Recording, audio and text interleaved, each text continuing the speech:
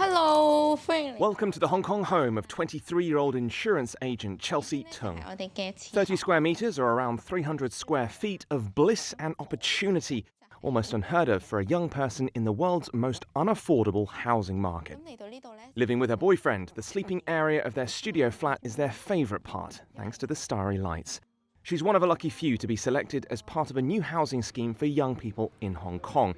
It offers the chance to live in this so-called youth hostel, which is subsidised by the government. When we were looking for an apartment, we felt most places were too expensive or too far away from the city. And with transport, we'd be spending almost $1,300 a month.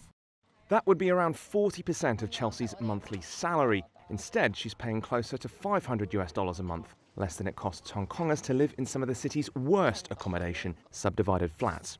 These are partitioned units in places which often have no personal bathroom and are barely big enough for a bed.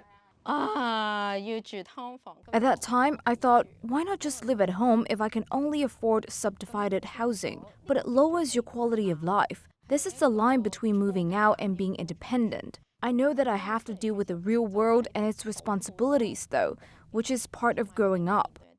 Moving out of home is a rite of passage for young people all over the world. But in Hong Kong, it's been a big worry for authorities. The city has been ranked as the world's least affordable housing market for 13 consecutive years, according to research firm Demographia. Housing woes are also widely blamed for most of Hong Kong's social problems, as well as the 2019 protests that rocked the city. The hostel program ramped up last year under pressure from Chinese President Xi Jinping. He came to the city in July that year and said the local government must do more to tackle problems with housing and jobs for young people. If young people have a future, then Hong Kong has a future. We must lead the next generation to help them understand their role in China and the world and grow their sense of national pride. We need to help young people with the practical problems they face in education, employment, entrepreneurship, and housing. Not everyone thinks youth hostels are a long-term solution, though. The government scheme is only likely to provide around 3,000 flats. While public housing units are available for those on low incomes, the average waiting time is around 5.5 years. Families and the elderly are favoured as well, so the chances of young single people getting public homes is close to nil.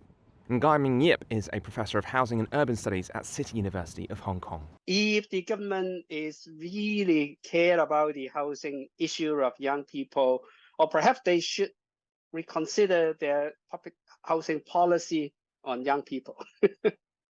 Because now, if you are young, you have no chance of getting into public housing. Nonetheless, demand for these youth hostels is high, around 5 applicants for every apartment. Criteria are also strict and include 200 hours a year of community service. But for Chelsea and her boyfriend, this remains the chance of a lifetime. Okay.